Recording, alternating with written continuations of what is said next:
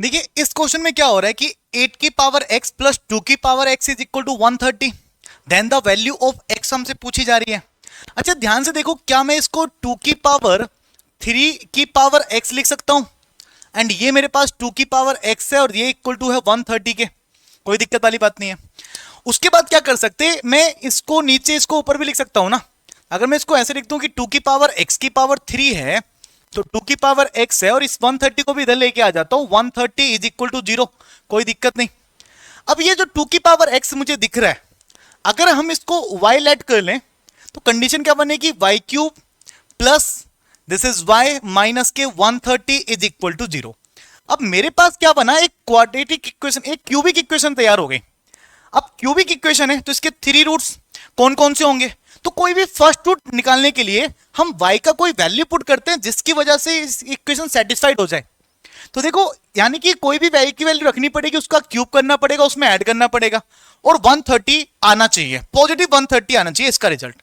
तो 1 2 3 4 तो बहुत बेसिक बेसिक सी बातें होगी जो इसके बराबर भी नहीं आ रही है। तो कहीं ना कहीं यहां पर मैं देख रहा हूं 5 की पावर 3, 5 5 जा 25, 5 जा 120, 5 5 जा 25, 5 जा 125, 125 प्लस 5 30, यानी कि y की वैल्यू जो 5 है वो यहां पर सेटिस्फाइड हो रही है।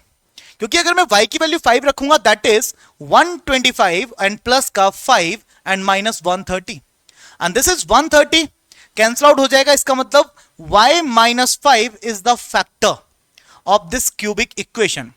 y माइनस 5 इस क्यूबिक इक्वेशन का एक फैक्टर निकल के आ गया। थोड़ा सा आगे बढ़ते हैं।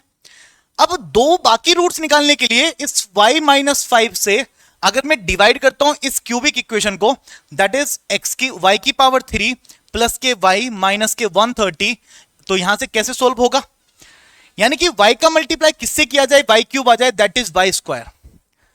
y स्क्वायर आ जाएगा, y स्क्वायर का मल्टीप्लाई y से करेंगे y क्यूब, y स्क्वायर का मल्टीप्लाई 5 से करेंगे माइनस के 5y and this minus and this plus cancel out.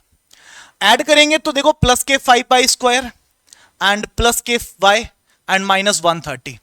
Again y का मल्टीप्लाई किससे किया जाए, 5y स्क्वायर आ जाए तो नंबर्स आएगा प्लस के 5y, 5y का मल्टीप्लाई y से करेंगे 5y स्क्वायर, 5y का मल्टीप्लाई 5 से करेंगे तो माइनस के 25y आ जाएगा एंड अगेन माइनस ये प्लस कैंसल आउट, 25 और 1 26y माइनस के 130। y का मल्टीप्लाई किससे करें, 26y आ जाए तो प्लस के 26 से करना पड़ेगा, 26 1 जा 26y एंड 26 5 जा 130 एंड दोनों सेम वैल्यूज निकल के आ चुकी हैं तो रिमाइंडर 0 आ गया। इसका मतलब y minus 5 already accurate factor था, बिल्कुल था। तो एक वैल्यू मेरे पास ये आई, यानी कि मैं कह सकता हूं कि मेरे पास y का वैल्यू 5 निकल के आया और एक क्वाड्रेटिक इक्वेशन निकल के आई। इस क्वाड्रेटिक इक्वेशन से मैं रूट्स निकाल सकता हूं। अगर मैं रूट चेक करूंगा कौन सी क्वाड्रेटिक इक्वेशन से, y स्क्वायर प्लस के 5x प्लस के 26। एक बार चेक करते हैं रूट्स निकालने के लिए, पहले इसका डिस्क्रिमिनेंट चेक करते हैं। डिस्क्रिमिनेंट क्या है, क्या इसके रूट्स पॉसिबल हैं, रियल रूट्स हैं कि नहीं है।